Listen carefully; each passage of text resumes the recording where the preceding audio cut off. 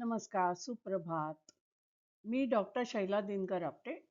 आपण विष्णू सहस्त्रनामाचा आज 11वा श्लोक बघणार आहोत आणि त्याचा सहज सोपा मराठी अर्थ समजावून घेण्याचा प्रयत्न करूया.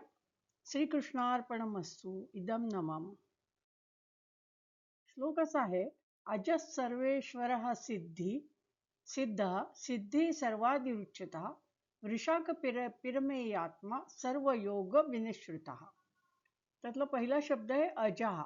आता म्हणजे जन्मणारा, जो जन्म घेतो तो. आता जन्म घ्यायचा म्हणजे त्याच्या आधी त्या आधीच्या स्थितीचा मृत्यू व्हायला पाहिजे आणि मग पुन्हा जन्म घेणार पण. म्हणजे ही जी जन्म घेणे, मरण पावणे ही जी प्रक्रिया आहे ही फक्त या निसर्गातल्या प्राणी मात्रांसाठी लागू आहे. त्याच्यामध्ये गीता असं म्हणते, जातस्यहि ध्रुवम मृत्यू ध्रुवम जन्म मृतस्य. हे चालूच राहणार. जो जन्मलाय त्याचा मृत्यू होणार, ज्याचा मृत्यू झालाय त्याचा परत जन्म होणार. पण भगवंत कसे आहेत? भगवंत हे अजन्म आहेत. त्यांचा जन्म मृत्यू हे त्यांना नाही. ते कायम आहेतच, सदैव आहेतच. ते शाश्वत सत्य आहेत. म्हणजे जेव्हा पृथ्वीचा प्रलय होतो तेव्हा सुद्धा, प्रलयानंतर सुद्धा भगवंत आहेतच, परब्रह्म आहेच. आता याची आपण कल्पना कशी करू शकणार? तर सर्व जीवांमध्ये, सर्व भूतमात्रांमध्ये ते क्षेत्रज्ञ म्हणून आहेत. क्षेत्रज्ञ म्हणजे काय? तर आपलं शरीर म्हणजे हे क्षेत्र आणि त्याच्यामध्ये आत बसलेला तो आत्मा म्हणजे क्षेत्रज्ञ. सर्वांच्या आतमध्ये ते बसलेले आहेत. म्हणजे एखादा माणूस किंवा एखादा प्राणी जो आहे तो जन्मेल किंवा मरेल, पण सगळ्यांमध्ये जो बसलेला आहे तो अखंड आहेच. अशा रीतीने आपण भगवंत हे अजन्म आहेत याची थोडीशी कल्पना करू शकतो. दुसरा शब्द आहे सर्वेश्वरा. सर्वांचा ईश्वर, ईश्वरांचा ईश्वर, सर्व ईश्वरांचा ईश्वर, सर्व देवदेवतांचा मुख्य, त्यांच्यापेक्षाही सर्व शक्तिमान. कारण का ते सर्वांच्या अंतर्यामी आहेत. सर्व जगतातल्या जे प्राणी मात्र आहेत त्यांच्या अंतर्यामी ते आत्मा म्हणून आहेत. सर्व जगताचे कारण आहेत, कारण सगळं जग त्यांच्यामुळेच निर्माण झालंय. सर्व प्राणी मात्रांची उत्पत्ती, स्थिती, लय होण्याचे ठिकाण म्हणजे परब्रह्म भगवंत. म्हणजे एकच जे धाम आहे त्याच्यामधनंच सृष्टीची निर्मिती होते. त्याच्यानंतर त्याचं पालन पोषण पण त्या ठिकाणाहूनच होतं आणि त्या ठिकाणीच आपण मेल्यानंतर जाऊन पोचतो. पण हे जे ठिकाण आहे, म्हणजे हे जे भगवंतांचं परब्रह्म स्वरूप आहे ते आपल्या जाणीवांच्या कक्षेच्या पलीकडे आहे. त्यामुळे आपल्याला ते कळत नाही. सिद्ध हा भगवंत त्रिकालाबाधित सत्य आहेत. म्हणजे कसं की आपण काही एखादी गोष्ट म्हणतो की हे तुम्हाला सिद्ध करून दाखवतं. सिद्ध करतो आपण काही गोष्टी, पण त्या सगळ्या नाशिवंत आहेत. सगळ्या ज्या सिद्ध केले आपण करू शकतो ज्या गोष्टी त्या सगळ्या नाशिवंत आहेत. पण हेच एक परम सत्य आहे. भगवंत हेच परम सत्य आहे म्हणून त्याला सिद्ध म्हणलंय. तो स्वतःच सिद्ध आहे. सिद्धी म्हणजे आपण जे केलेलं कर्म आहे त्याचं फळ. आता 4 पुरुषार्थ सांगितले, धर्म अर्थ काम आणि मोक्ष. हे चारही सिद्धी आहेत असं आपण म्हणू शकतो. तर धर्म अर्थ काम या ज्या सिद्धी आहेत या तात्कालिक आहेत, नाशिवंत आहेत. त्याच्यामुळे काय आपल्याला फळ मिळतं? तर आपल्याला स्वर्गामध्ये स्वर्ग सुख मिळू शकतं.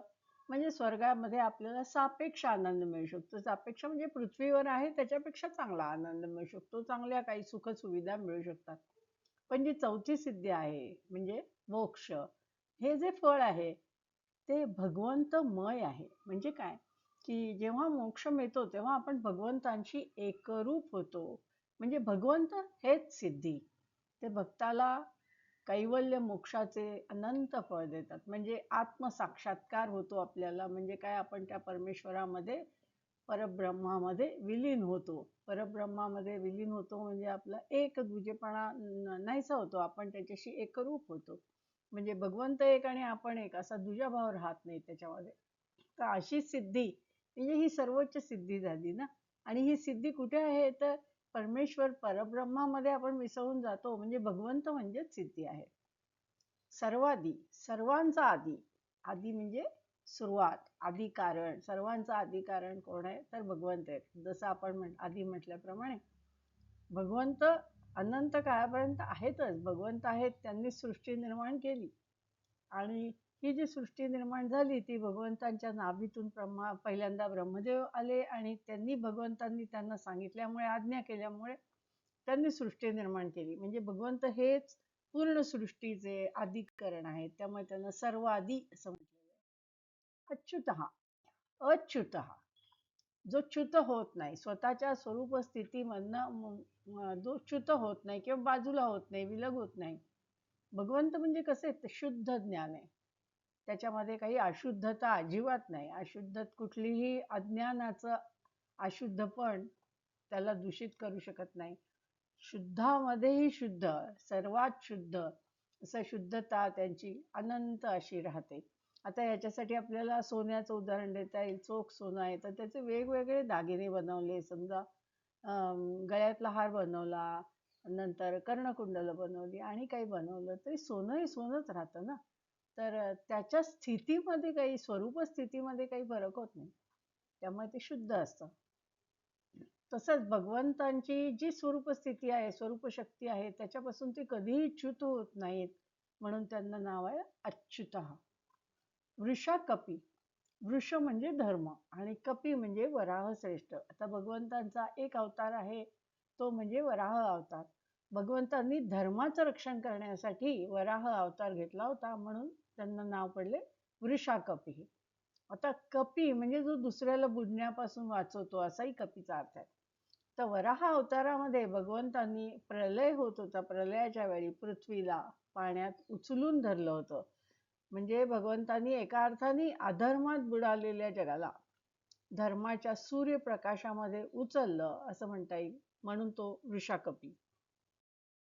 अमेय आत्मा. मेय म्हणजे मोजता येतं, मोजता येऊ शकतं ते. अमेय म्हणजे काय? न मोजता येणार, मोजण्याच्या पलीकडे, आपल्या जाणीवांच्या पलीकडे, जाणण्याच्या पलीकडे. विष्णू हे परमात्म स्वरूप असल्यामुळे ते आकळण्याच्या पलीकडे आहेत म्हणून त्यांना अमेय आत्मा, अमेय आत्मा म्हणून अमेय आत्मा असं म्हटलेलं आहे. सर्व योग विनिश्रुत. योग, योग याच्यामध्ये युज हा शब्द आहे. युज म्हणजे सामील होणे किंवा जोडणे. एक दोन गोष्टींचा योग झाला म्हणजे काय, ते जोडले गेले, सामील झाले एकमेकांमध्ये. विनिश्रुता म्हणजे अलिप्त राहणे, अलिप्त होणे. आता भगवंत हे जाणण्यास असाध्य आहेत आणि सर्व प्रकारच्या जोडण्याच्या क्रियेपासून अलिप्त आहे. जोडण्याच्या क्रियेपासून अलिप्त आहेत म्हणजे त्याच्यात काही जोडाजोड झालेली नाही. ते शुद्ध स्वरूप आहे, प्रेमाचं शुद्ध स्वरूप आहे. त्याच्यामध्ये काही जोडकाम झालेलं नाही.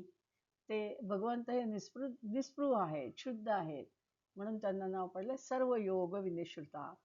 थोडक्यात सांगायचं तर या श्लोकामध्ये असं वर्णन केलेलं आहे की भगवंत हे अजन्म आहेत, ते ईश्वरांचाही ईश्वर आहेत, सर्व शक्तिमान आहेत आणि तेच एक त्रिकालाबाधित सत्य आहे. आणि ते काय करतात तर भक्ताला मोक्षाचं फळ देतात. हे जी चौथी सिद्धी आहे ती त्यांच्यामुळेच प्राप्त होते आणि ती सिद्धी म्हणजेच भगवंत म्हणून त्यांना स्वतःलाच सिद्धी असं नाव पडलेलं. सर्वांचा आदी आहेत, आदी कारण आहेत. ते स्वरूप स्थितीपासून, आपल्या स्वरूप स्थितीपासून, स्वरूप शक्तीपासून कधीही च्युत होत नाहीत. त्यांनी धर्माचं रक्षण करण्यासाठी वराह अवतार घेतला होता. ते आकलण्याच्या पलीकडे आहेत, आपल्या जाणीवांच्या पलीकडे भगवंत आहेत आणि भगवंत कसे आहेत तर ते निस्पृह आहेत. धन्यवाद.